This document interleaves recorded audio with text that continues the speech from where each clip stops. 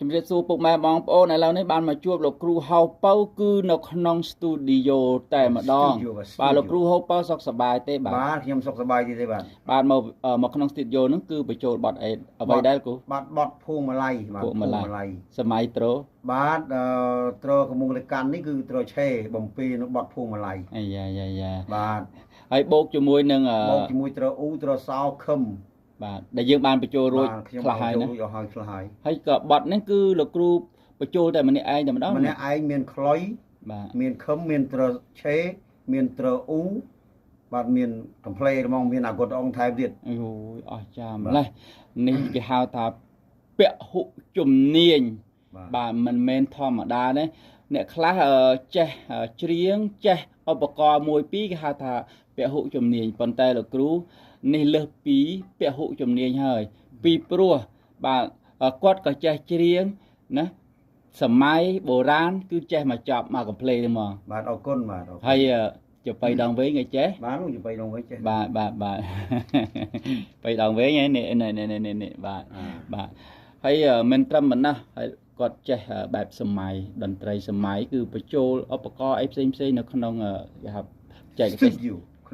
ឌីយោបាទហ្នឹងហើយគឺថាឥឡូវនេះកុំឲ្យខាត់ពេលវេលាយូរទុកឲ្យលោកគ្រូពៅ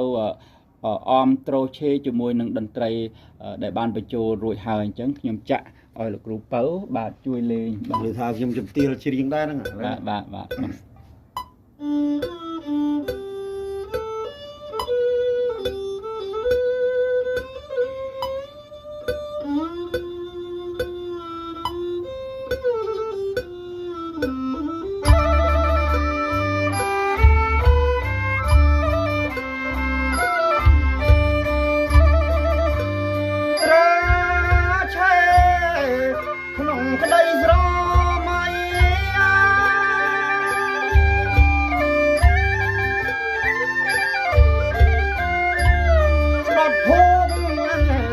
ម្លាយ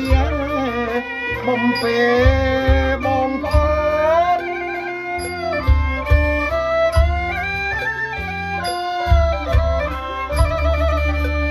ត្រា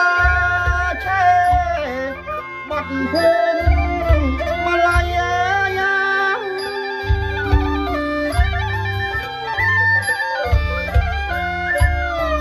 ក្នុងក្តីស្រមៃបំពេបងហោ